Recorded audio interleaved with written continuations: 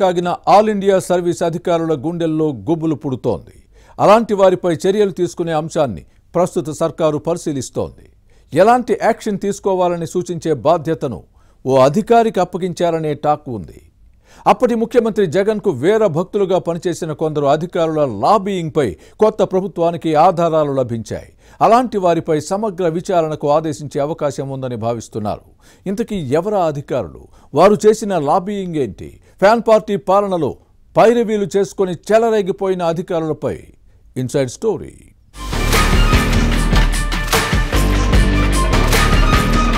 YCP ప్రభుత్వంతో అంటకాగిన ఉన్నతాధికారులు NDA పవర్లోకి వచ్చిన తర్వాత టెన్షన్ పడుతున్నారు. నిబంధనలకు విరుద్ధంగా వ్యవహరించడంతో పాటు ప్రతిపక్ష నేతలపై అక్రమ కేసులు పెట్టి చిత్రహింసలకు గురి చేసిన ఆల్ ఇండియా సర్వీస్ ఆఫీసర్లు కంగారు పడుతున్నారు.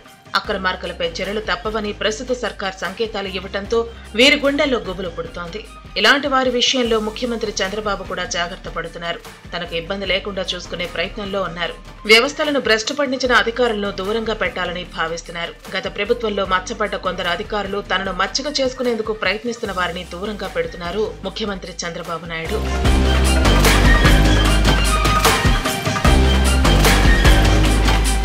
వైసీపీ ప్రభుత్వ హయాంలో కొంతమంది అధికారులు వ్యవహరించిన తీరుపై దేశవ్యాప్తంగా విమర్శలు వచ్చాయి. ఏకంగా అధికార పార్టీ ఎంపీ రఘురామకృష్ణరాజును అరెస్టు చేసి సిఐడి ఆఫీసర్లు థర్డ్ డిగ్రీ ప్రయోగించడం వివాదాస్పదంగా మారింది.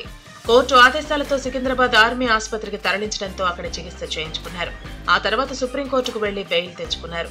ఈ వ్యవహారంలో రాష్ట్రంలోని ఓ ఐపీఎస్ అధికారితో పాటు కేంద్రం నుంచి డిప్యూటేషన్పై వచ్చిన మరో ఆఫీసర్ వ్యవహరించిన తీరుపై విమర్శలు వచ్చాయి. ఆ అధికారి చేసిన లాబింగ్ కూడా ఇప్పుడు ఆధారాలతో సహా అధికార పార్టీ నేతలకు సమాచారం అందింది. పవిత్రమైన ఆలయానికి ఈవోగా ఉండి అక్కడ చేసిన అవకతవకలు ఒక్కొక్కటిగా బయటకు వస్తున్నాయి. ఆలయంలో శ్రీవారిని అడ్డం పెట్టుకుని కొంతమందితో కలిసి చేసిన లాబింగ్ వ్యవహారంపై కూడా ప్రస్తుత ప్రభుత్వానికి ఆధారాలు లభ్యమయ్యాయి.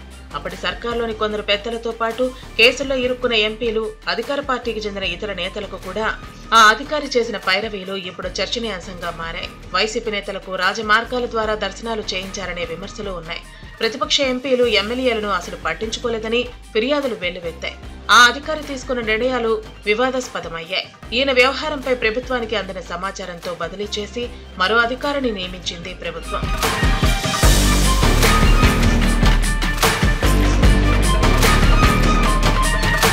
మరోవైపు గత ప్రభుత్వంలో 5 సీనియర్ ఐపీఎస్ ఆఫీసర్లు వ్యవహరించిన తీరుపై కూడా పోలీస్ శాఖలోని కొందరు అధికారులే అధికార పార్టీ నేతలకు సమగ్ర వివరాలను అందించారని సమాచారం. వాటిని పరిశీలించిన టీడీపీ నేతలు బిత్తరపోయారనే టాక్ ఉంది. ప్రతిపక్ష నేతలను టార్గెట్ చేయటం, ఫోన్ ట్యాపింగ్ తో పాటు అక్రమ కేసుల్లో ఎలా ఇరికించారనే అంశంపై కూడా అప్పటి ప్రభుత్వ పెద్దలకు వేరే సలహాలు ఇచ్చిన వైనం కూడా తెలుగుదేశం నేతల దృష్టికొచ్చింది. అటువంటి వారిపై తప్పనిసరిగా చర్యలు తీసుకోవాల్సిందేనని పార్టీ నేతలు ముఖ్యమంత్రి చంద్రబాబుకు చెప్పి ఆ సమాచారాన్ని కూడా అందించారనే టాక్ నడుస్తోంది.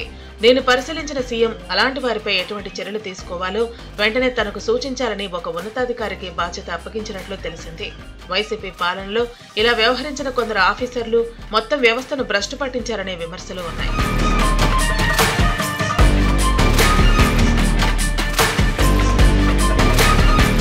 మళ్లీ అదే అధికారులు తన దగ్గరకు రావడంపై చంద్రబాబు తీవ్ర అసంతృప్తిగా ఉన్నారు. చివరకు వారు వ్యక్తిగతంగా కలిసేందుకు వస్తామన్నా కూడా అంగీకరించలేదట. పైగా వారిచ్చిన బొకేలను కూడా అయిష్టంగా తీసుకున్నారు. మరికొందరి నుంచి తీసుకోకుండా వెనక్కి ఇచ్చేయడం కూడా జరిగింది. రాబోయే వారం రోజుల్లో ఇలాంటి వారిపై ఎటువంటి చర్యలు తీసుకుంటారనే అంశంపై ఇప్పుడు సర్వత్రా అధికార యంత్రాంగంలో చర్చనీయాంశంగా మారింది. భవిష్యత్ పరిణామాలు ఎలా ఉంటాయో పరిశీలించాలి.